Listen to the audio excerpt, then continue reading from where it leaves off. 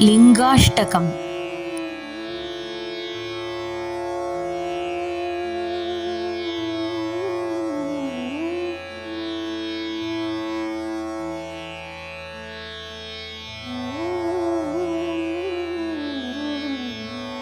ब्रह्ममुरारिसुरार्चितलिङ्गं निर्मलभासितशोभितलिङ्गं जन्मजदुःखविनाशकलिङ्गं तत्प्रणमामि सदा शिवलिङ्गम्।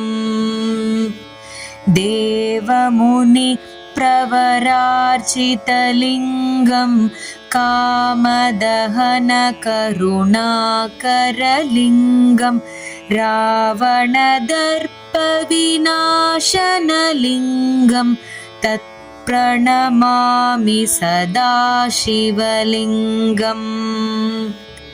सर्वसुगन्धसुलेपितलिङ्गं बुद्धिविवर्धनकारणलिङ्गं सिद्धसुरासुरवन्दितलिङ्गं तत्प्रणमामि सदा शिवलिङ्गम्।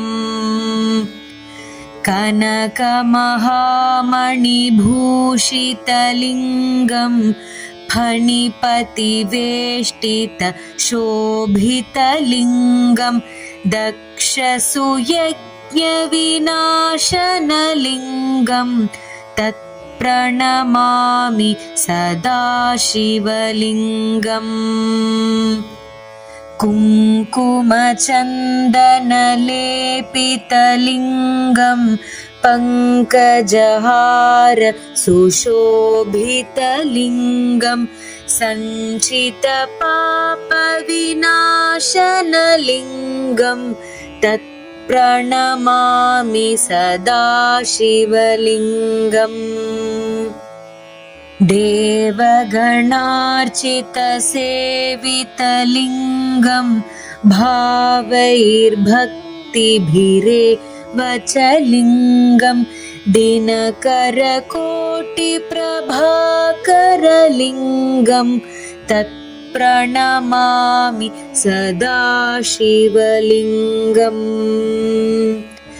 अष्टदलोपरिवेष्टितलिङ्गं सर्वसमुद्भवकारणलिङ्गं अष्टदरिद्रविनाशनलिङ्गं तत्प्रणमामि सदा शिवलिङ्गम्।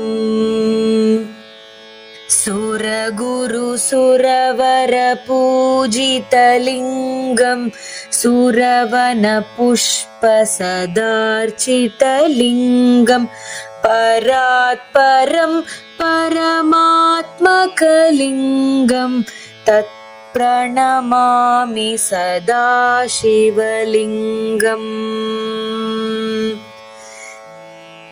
लिङ्गाष्टकमिदं पुण्यं यः पठेत् शिवसन्निधौ शिवलोकमवाप्नोति